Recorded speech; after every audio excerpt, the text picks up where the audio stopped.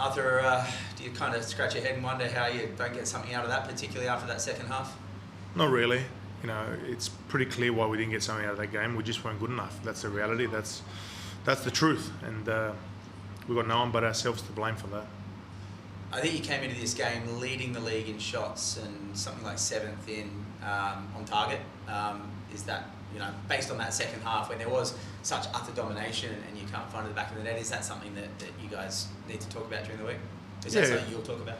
Yeah, we'll talk about everything. Yeah, it's just not just the shots, because all those stats for me are not. Stats don't win you games. Stats sometimes show you that you're doing the right thing in terms of the style of football you want to play, and in the end, you can have. I don't even know how many shots we have. I haven't even seen the stats. I know it would be overwhelming, and obviously a lot more than our opponent. But in the end, they scored and we didn't. Is it particularly tough to take given the week you've had? Like obviously, you come off a blinder in the Big Blue. Yeah, that's disappointing. But that game, we put that game behind us.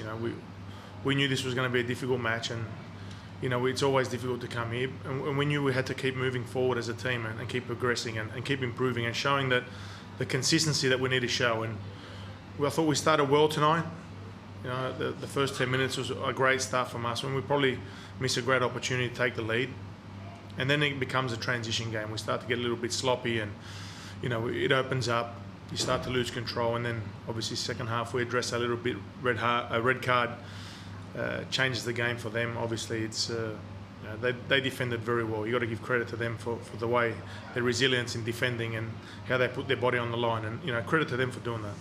Are you happy with how the team managed the breaks, the lightning delay, and then that small window, and then coming out better after the half-time break? Because that's a really difficult thing for players to keep focused and come out.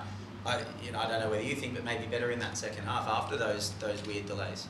Yeah, maybe the break for Lightning was maybe a godsend for us in terms of being able to address a couple of things and make some things known in the group that needed to be better. And in the end, you've got to refocus for a 5-6 minute window, and that's not easy, but you do that, you get to half-time, and then the show goes on again. And in the end, we addressed what we needed to address. We tried. It wasn't through a lack of effort, that's for sure. We did try.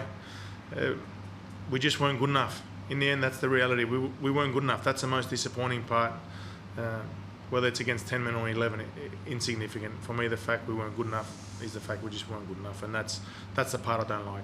I guess some positives, like one just continues to go strength to strength. Matt Grimaldi obviously has put 2 back-to-back starts together. That midfield is looking like it's starting to gel pretty nicely, but you decided to shake things up at half-time with Denny and Denny coming off, and Geordie looked really good in the second half as well. Yeah, there was some things that we had to address at half-time, and some were structural, some were performance-based, and in the end, that's why you got subs for, to try and change the game for you. And I felt that we needed to be proactive in that regard, and be on the front foot and not wait for things to happen. I thought we'd try and make things happen, and again we tried, but we didn't. We couldn't break them down. We couldn't score, and that's on us. Thanks, mate. Safe trip home. Thank you. Thanks.